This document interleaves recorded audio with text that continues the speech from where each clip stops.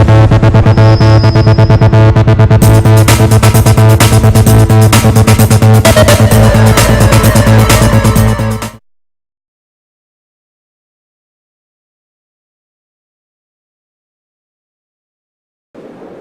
good evening. Today we are at SUNFUEL stall and we will be talking to Mr. Kamal, who is the CEO of this SUNFUEL. And with us, Mr. Ashish Singhal is also there. He is the Chief Marketing Officer. Hello, gentlemen. Hi, how are you? Good, sir. Can you please tell us some more about SUNFUEL Technologies? Yeah, we manufacture solar modules ranging from 3 watt to 340 watt in monocrystalline and polycrystalline, and our modules are very high quality. In terms of the kind of the raw material we are using for assembling the modules, our backsheet is Tedlar based backsheet, which is one of the rarest and well accomplished product which is being used by NASA also from last 30 years, and it's well proven to work very well in the field. And the junction box we are using is IP67 with IP68 connectors. So overall our cell quality is very good from Taiwan, and overall the product efficiency and everything is very good at a very very good in budget basically.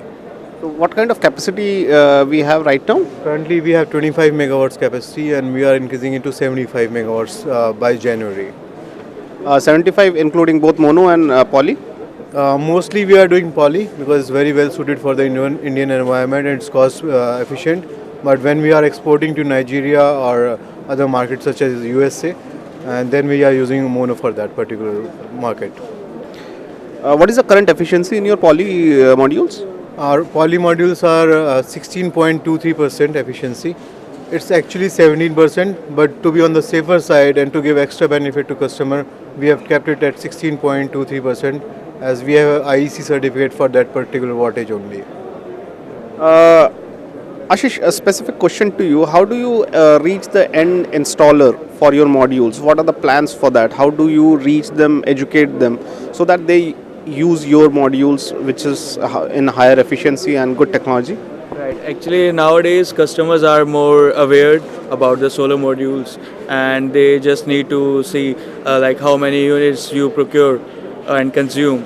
And we give the best solutions to them by our distributors, through dealers, and through our C&F partners. And if they need our technicians, we just provide them as urgent as we can. And sometimes I can also help them, yeah, to the end customer. I just want to add to it, we are very actively doing marketing on social media, that is Facebook, Google, YouTube, and then we are generating a lot of leads and traffic on our website, which is sunfueltechnology.com. Apart from that, we have very good network of people who are into battery line, because we have been manufacturing battery containers from last 20 years and supplying it to one of the most premium brands in I cannot say the name, but yeah, very high-end premium brands also.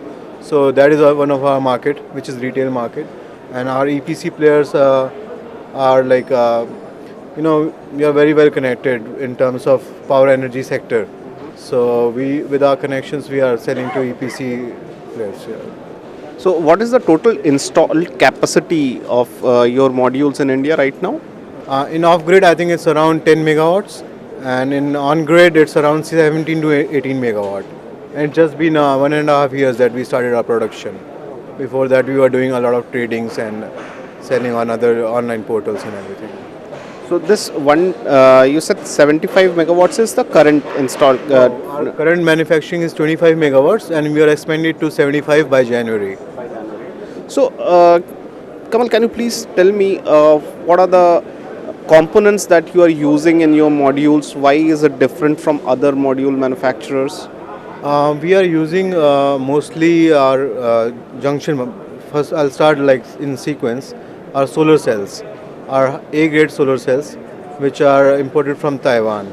So I and Ashish personally go there and check them and ship them. It's not like that we are believing somebody and relying on some third party for cells. Secondly, the EVA that we are using is NTPID, and it's from one of the best brands in the world. And our junction box, it is IP67, and with 20 ampere current rating, and the diodes that we are using are 25 ampere diodes.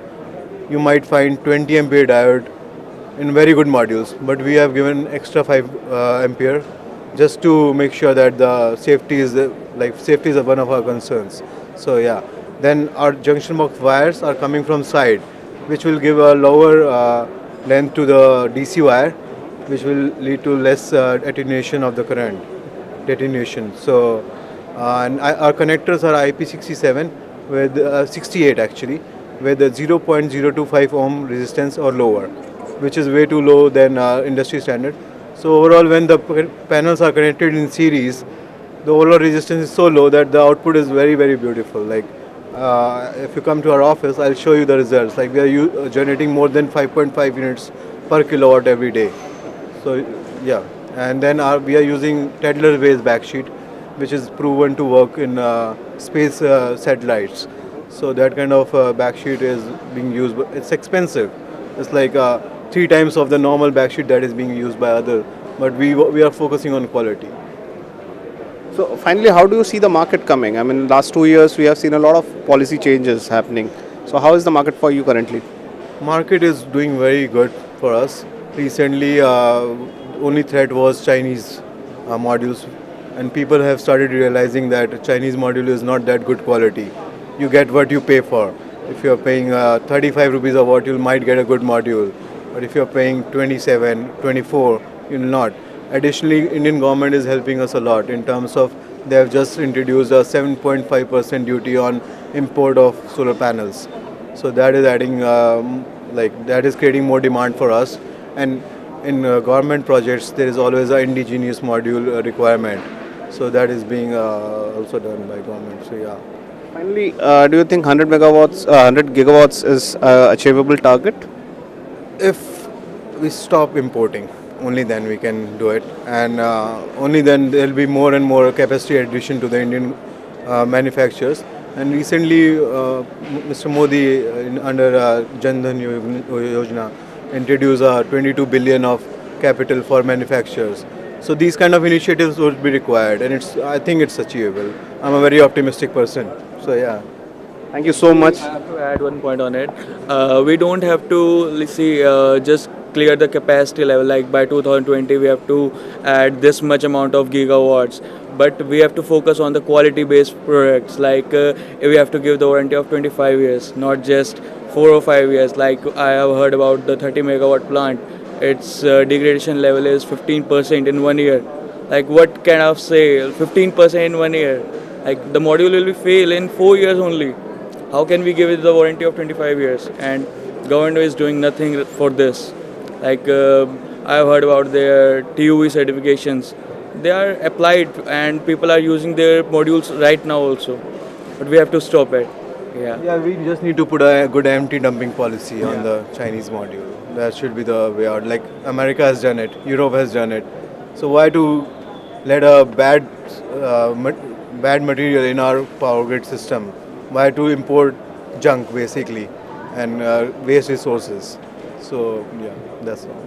Thank you, Kamal, and thank you, Ashish, for your time. We wish all the best to you. Thank you.